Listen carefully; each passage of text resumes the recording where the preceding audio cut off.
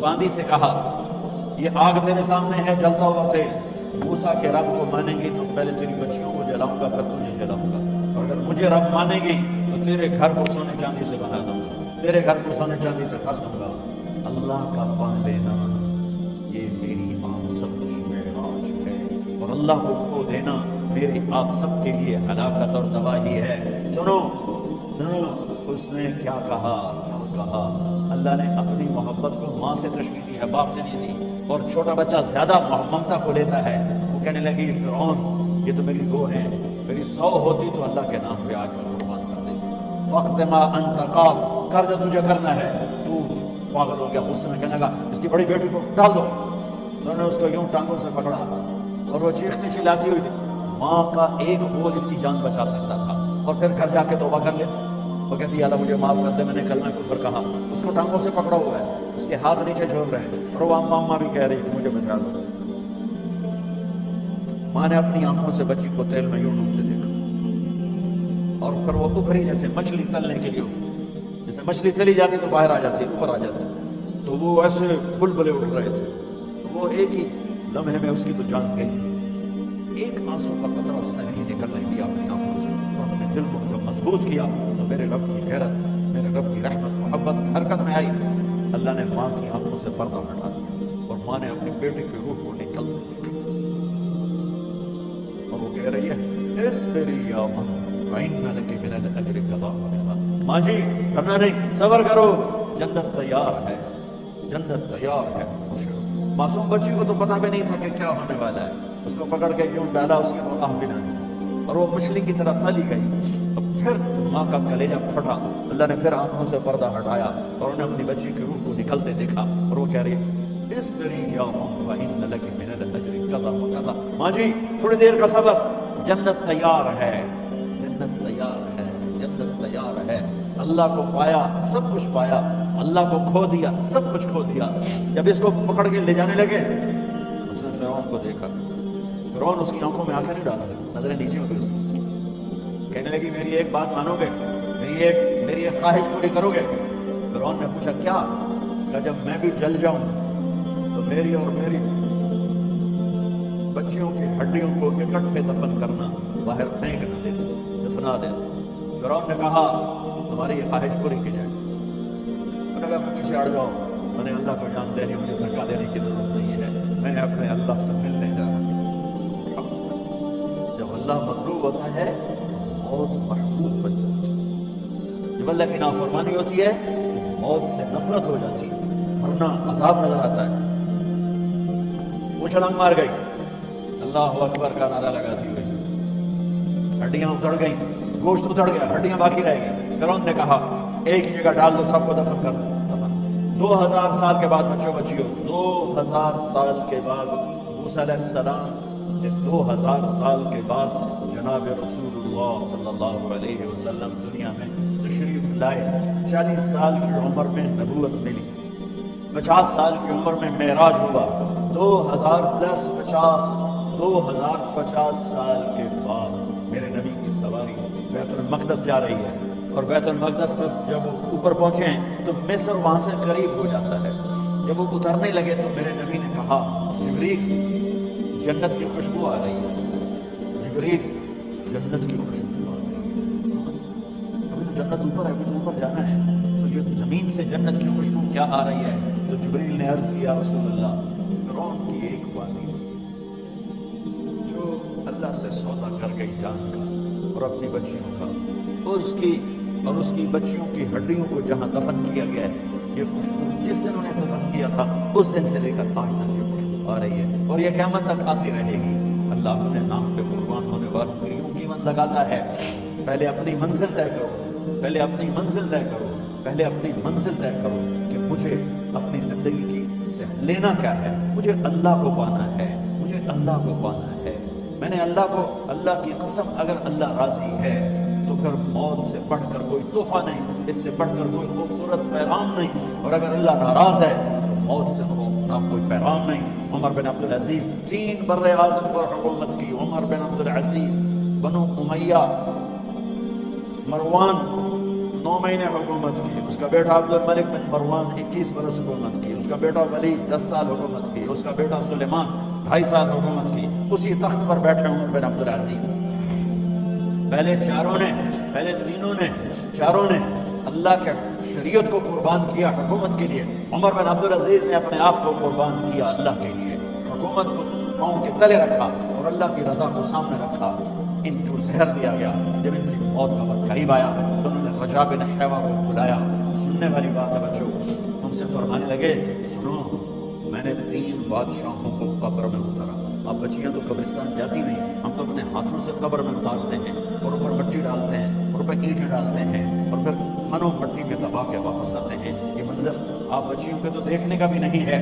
वो कहने लगे, मैंने 3 बादशाहों को मिट्टी में डाला, लेकिन उनके कफन की गिरा को जब खोल के देखा तो उनके चेहरे किबले से हट चुके थे और रंग उनके काले पड़ चुके थे। वलीद बिन अब्दुल मलिक, सुलेमान बिन अब्दुल मलिक, अब्दुल मलिक बिन मरवान, अब्दुल मलिक बाप, वलीद बेटा, सुलेमान बेटा, ये तीनों उनके चेहरे काले हो गए थे और उनका किबले से मुंह फिर गया था। अब मैं मरने लगा हूँ, मुझे पहले जरूर चेक करना कि मेरा अल्लाह मेरे साथ क्या करता है। पहले तीनों की जुल्म की हुकूमत थी, इनके चेहरे किबले से क्यों हट गए?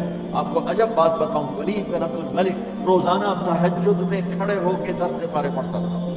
10 सिपारों की तिलावत तहज्जुद में करता था खड़े होके, और किबले से चेहरा हट गया। सुलेमान बिन अब्दुल मलिक तहज्जुद गुजार, चेहरा किबले से हट गया। जुल्म किया,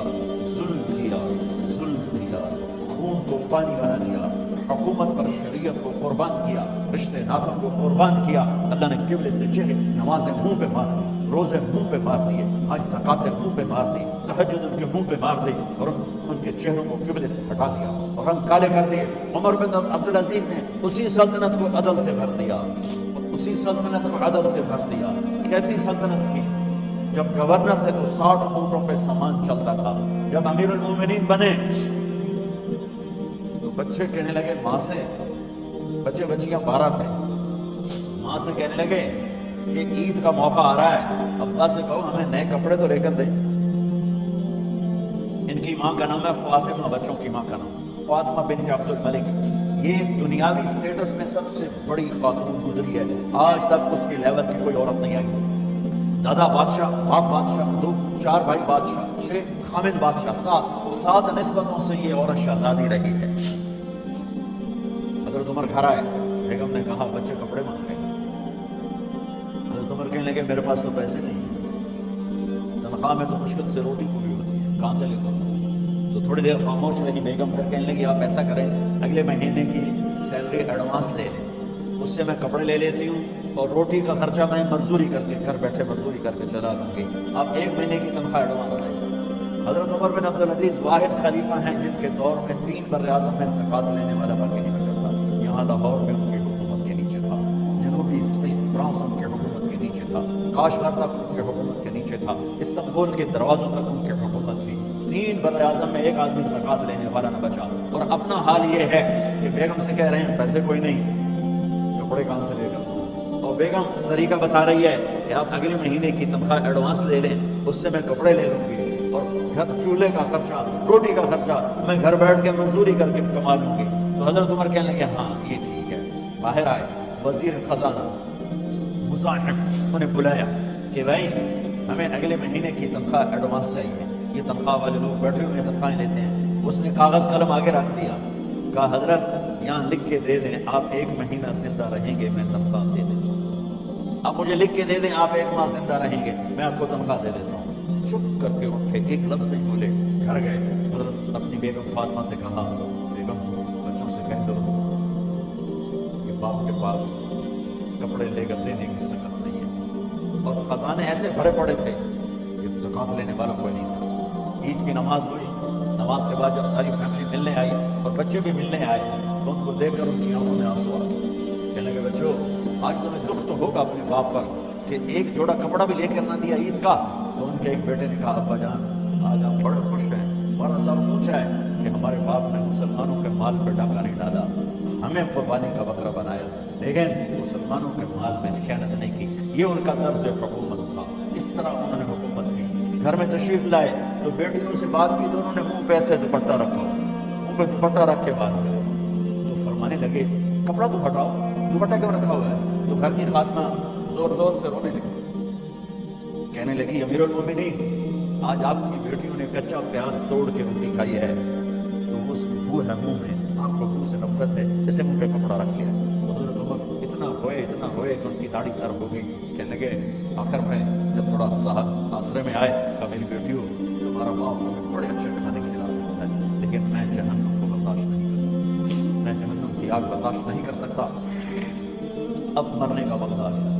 جب وہ گورنر تھے تو 60 اونٹوں پہ ان کا سامان چلتا تھا، اور جب وہ امیر المومنین بنے تو عیادت کے لیے لوگ آ رہے تھے، تو صالح عیادت کے لیے آئے، فاطمہ کے بھائی، کپڑے دیکھے امیر المومنین کے تو بہن کو ایک طرف کر کے فرمایا، بڑے نیک سرداروں میں سے تھے یہ مسلمہ بن عبد الملک، کہنے لگے امیر المومنین کے کپڑے تبدیل کروا دو، لوگ پوچھنے آ رہے ہیں تو میلے کپڑے اچھا نہیں لگتا، کہا جی بھائی کرواتی ہوں۔ اگلے دن جب وہ حال پوچھنے آئے تو پھر وہی کپڑے تھے، تو انہوں نے ان کو الگ جا کر کہا بہن میں نے تمہیں کہا تھا کپڑے بدلوا دیتی، کیوں نہیں بدلوائے؟ تو وہ رونے لگے، کہنے لگی کہاں سے بدلواؤں، جوڑا ہی ہے کہاں سے بدلواؤں؟ اور حکومت کتنی تھی؟ 3 بر اعظم، 3 بر اعظم پر ہمارا تو پٹواری امان کا نہیں ہے، وہ 3 بر اعظم کی سلطنت لے کر ایک جوڑے میں اللہ سے ملنے جا رہا ہے۔ جب ان کا انتقال ہوا سلیمان بن عبد الملک کی ڈیڈ باڈی جب قبر کے قریب لائے اتارنے کے لیے تو ایسے ایسے ہلنے لگا، اس کا پورا جسم ہلنے لگا، تو اس کے بیٹوں نے کہا کہ ہمارے ابا زندہ ہیں، تو حضرت عمر نے فرمایا بیٹوں زندہ نہیں ہیں، عذاب قبر جلدی شروع ہو گیا، عجل اللہ بالعقوبہ، قبر کی پکڑ پہلے شروع ہو گئی ہے، چھپاؤ اپنے باپ کو جلدی۔ جب عمر بن عبدالعزیز کی ڈیڈ باڈی قبر کے قریب کی گئی اور ان کا اتارو میں وہ باتیں شروع ہو جاتی ہیں، رومال ڈالو، چادر پکڑو، ادھر سے پکڑو، تو ایک دم ایسے ایک پرچہ ہوا میں اڑتا ہوا سب نے دیکھا، وہ آتے آتے آتے آتے آتے آتے یوں آ کے حضرت عمر کے سینے پر گر گیا، سب دیکھ رہے ہیں۔ جب پرچے کو اٹھا کے دیکھا گیا تو اس پہ ایک سطر پہ لکھا تھا بسم اللہ الرحمن الرحیم، اور دوسری سطر پہ لکھا تھا براءۃ من اللہ لعمر بن عبد العزیز من النار، یہ عمر کے لیے جہنم کی آگ سے نجات کا فرمانا ہے۔ 3 بر اعظم کی سلطنت لے کر وہ جنت کا پروانہ لے کر دنیا سے گئے۔ جب ان کو قبر میں اتارا گیا تو انہوں نے رجا بن حیوہ سے فرمایا تھا 3 بادشاہوں کے چہرے دیکھے قبلے سے پھر گئے، رنگ کالے پڑ گئے، مجھے تم نے دیکھنا ہے کہ کیا ہوتا ہے؟ تو رجا فرماتے ہیں جب میں قبر میں اترا اور ان کے کفن کی گرہ کو کھول